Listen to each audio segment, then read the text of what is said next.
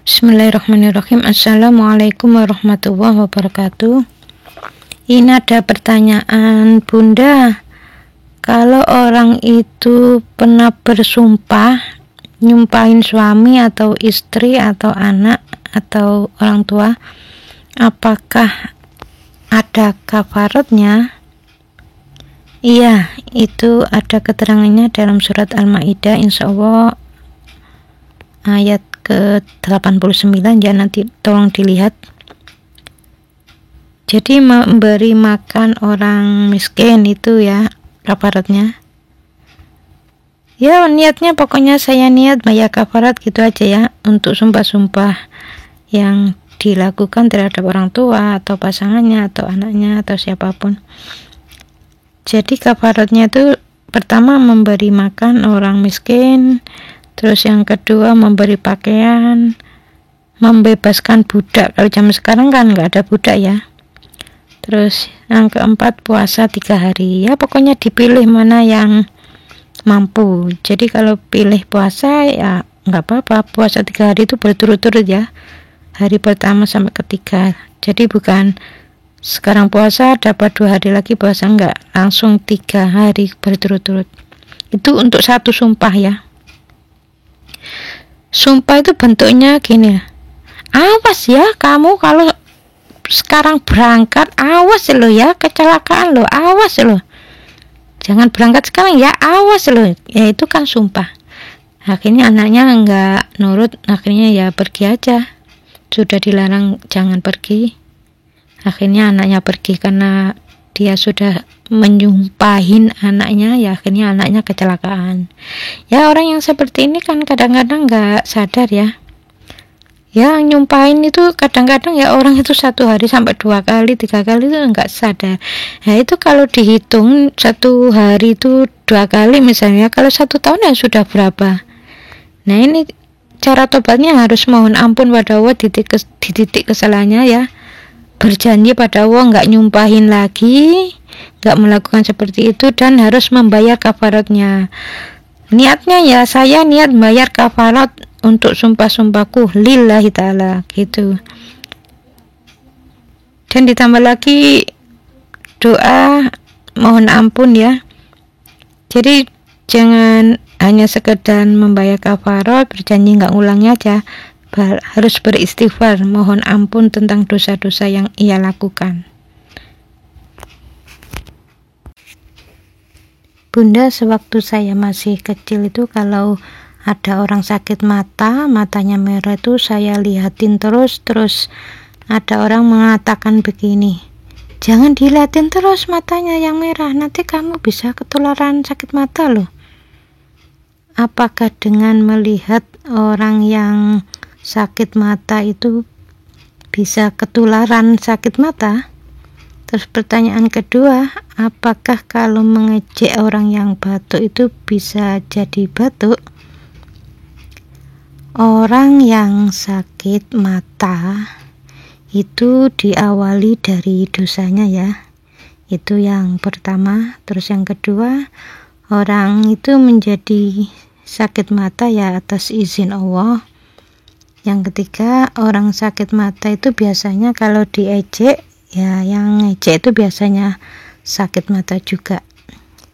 Orang yang sakit mata itu dia kan baru menjalani ujian dari Allah Ta'ala ya.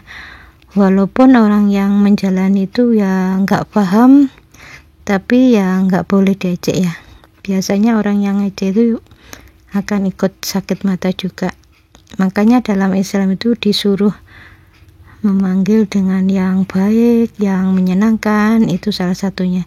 Jadi nggak boleh ngejek. Misalnya ya saya misalnya ngejek orang, kamu itu kok batuk terus.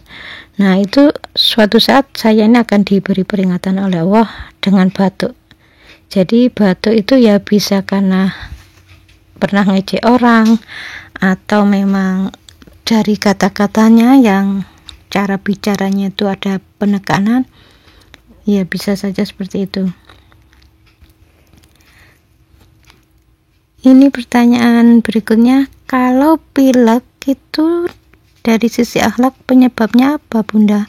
Karena pilek itu ada yang keluar lendir terus menerus encer, ada yang nggak keluar, sehingga di kepala ini rasanya seperti pusing. Jadi kalau pileknya itu dari hidung, pilek itu kan dari hidung ya. Hidung itu berhubungan dengan lingkungan dekat. Ya, kenapa berhubungan dengan lingkungan dekat? Hidung itu untuk menarik udara di sekitar kita ya. Jadi kalau pilek itu kan keluar lendir di hidung, itu berarti yang di dalam itu panas. Ya, panasnya itu seperti mesin mobil ya, air radiator itu kan untuk meredam panas mesin ya. Jadi sebenarnya secara harfiah, secara fisik ya, Allah itu punya radiatornya. Jadi kalau ada di daerah situ panas ya, keluarlah lendir, dan itu dikatakan pilek. Dan pilek itu akhirnya ya nanti jadi penyakit. Jadi kalau yang nggak keluar itu ya berarti ya panasnya ya nggak begitu panas ya. Nah, jadi panasnya itu hanya dikit-dikit, makanya nggak jadi keluar, jadi mengental di situ. Nah, orang yang pilek itu kan keluar lendir biasanya ya melihat sesuatu, dia melihat terus dia mikir ya, mikir ini kan pakai otak. Jadi melihat nggak cocok, terus jengkel, terus dia ngomel, jengkel, ngomel, jengkel, ngomel. Nah, biasanya orang yang seperti itu melihat sesuatu nggak cocok, jengkel, ngomel, jengkel, ngomel ya, nanti dia akan pilek ya. Dia yang hobinya seperti itu rata-rata yang saya amati itu ya pilek.